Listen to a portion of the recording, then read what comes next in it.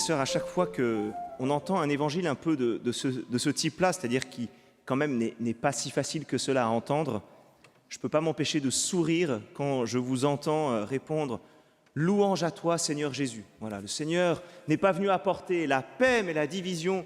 Louange à toi, Seigneur Jésus. Je ne sais pas si jamais vous vous rappelez l'évangile de dimanche dernier. Il y a une parole si douce qui m'a accompagné pendant toute la semaine. C'était « Sois sans crainte, petit troupeau, votre Père a trouvé bon de vous donner le royaume ». Vous voyez, une phrase comme cela, moi, elle me porte pendant toute la semaine. Cette manière si délicate de Jésus de s'adresser à nous. « Sois sans crainte, petit troupeau ». Et cette bonne nouvelle, votre Père a trouvé bon de vous donner le royaume. Et alors, je ne sais pas si jamais cette semaine, vous allez garder pendant toute cette semaine, pensez-vous que je sois venu mettre la paix sur la terre? Non, je vous le dis, mais bien plutôt la division. Et pourtant, vous voyez, quand on regarde l'évangile de Saint Luc, ces deux passages sont juste à quelques versets près. C'est dans un même dialogue. Jésus passe d'une parole, j'allais dire, si douce, à tout d'un coup cette parole si étonnante. Alors, quel contraste! Et comment entendre cette phrase de Jésus? Comment entendre notamment ces divisions familiales annoncées alors qu'elles nous renvoient à nombre de souffrances que nous pouvons porter dans nos familles? Alors, vous voyez, aimez-vous les uns les autres, oui, mais la division, j'en ai pas franchement envie.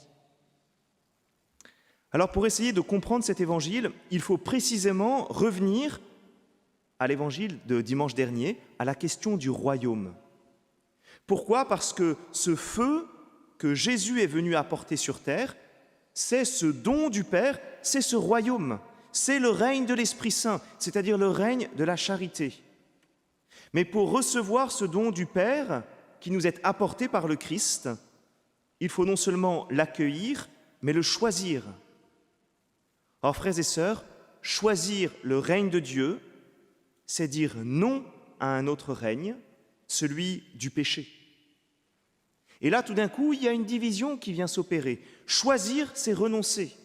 Recevoir le règne de Dieu, le choisir, s'y engager, c'est renoncer au règne de Satan, au règne du mal.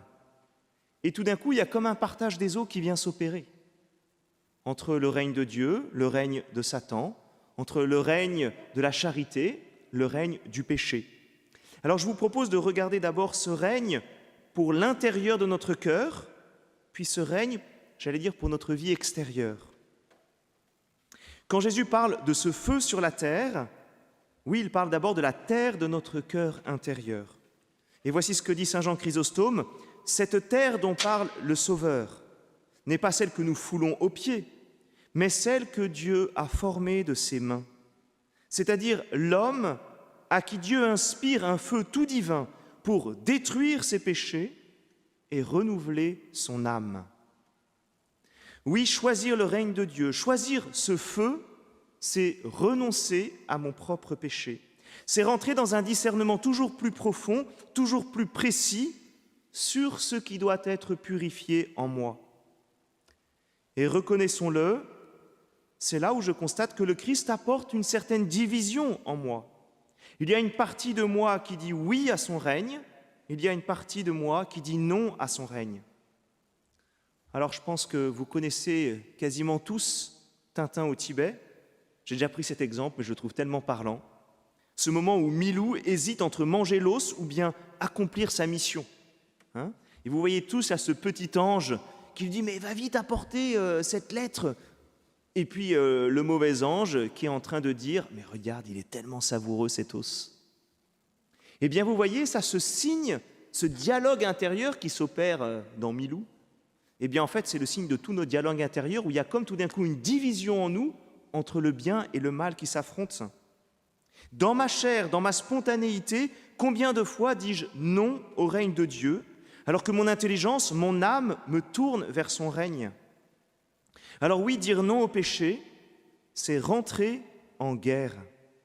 C'est faire face à cette division intérieure. C'est entendre l'auteur de l'Épître aux Hébreux nous dire « Vous n'avez pas encore résisté jusqu'au sang dans votre lutte contre le péché. » Et franchement, comme cette parole de l'Épître aux Hébreux de temps en temps m'habite quand je vois que je continue tout le temps à chuter dans les mêmes péchés et que j'entends cet auteur nous dire « Vous n'avez pas encore résisté jusqu'au sang dans votre lutte contre le péché. » Et combien c'est vrai, combien nous sommes faibles dans notre résistance contre le péché. Et permettez-moi d'être un peu indélicat. Si nous ne ressentons pas cette division, si nous ne sentons pas ce combat en nous, eh bien c'est probablement que nous nous sommes un peu endormis et habitués à nos petits péchés du quotidien. Alors maintenant, après ce regard plutôt de ce combat intérieur, regardons, j'allais dire, les conséquences de l'accueil du règne de Dieu en nous dans le monde extérieur. Si ce règne est d'abord à accueillir dans mon cœur, il a des conséquences dans ma vie de tous les jours. Il a des conséquences pour les personnes qui habitent avec moi, des conséquences pour la cité dans laquelle je vis. Choisir le règne de Dieu a un impact social. Le désir du Christ, c'est que son feu d'amour s'étende sur tout notre monde et dans toutes nos relations. Mais la réalité, c'est qu'il y a des résistances, des incompréhensions, des refus.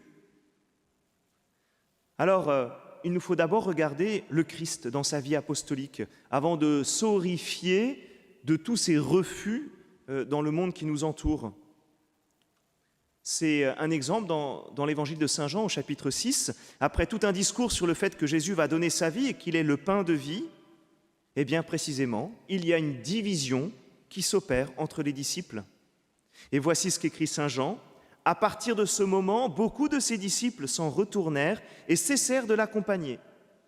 Alors Jésus dit aux 12, « Voulez-vous partir vous aussi ?» Simon-Pierre lui répondit, « Seigneur, à qui irions-nous? Tu as les paroles de la vie éternelle. » Et vous voyez combien tout d'un coup l'accueil de la parole du Christ vient opérer une division. Et en fait, c'est la même chose dans la première lecture que nous avons entendue. Vous n'êtes peut-être pas familier des prophètes. Il était question du prophète Jérémie. Qu'est-ce que fait Jérémie? Quelle est sa prophétie? Il dénonce le péché. Il dénonce le péché qui conduit au malheur. Et comment est-ce qu'est accueilli Jérémie? Eh bien, il est jeté en prison.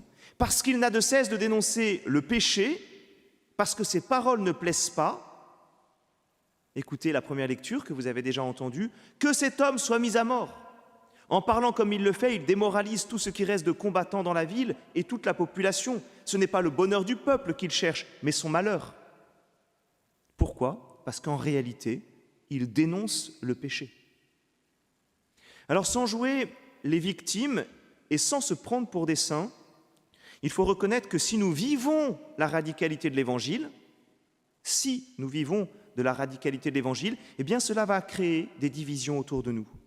Suis-je prêt à aller jusque-là, en posant un acte de foi totale en Dieu, un acte de confiance en sa grâce, et en acceptant les conséquences de ma vie chrétienne, tout en veillant à ce que la charité soit première dans nos modes d'expression? Comment assumer dans notre pays ou dans notre milieu les valeurs évangéliques du respect de la vie ou du respect de l'étranger? Comment être libre du regard des autres en invitant, par exemple, un pauvre à déjeuner chez soi, en se positionnant contre la vulgarité ambiante, en refusant les compromis de la mondanité? Oui, comment le fait de parler de Dieu, de témoigner de lui, m'expose quelquefois à l'incompréhension, quelquefois à la caricature, quelquefois même au rejet. Alors, frères et sœurs, vous l'avez compris, choisir le règne de Dieu, c'est accepter le combat spirituel, ce combat qui est dans notre cœur, ce combat qui est dans notre société.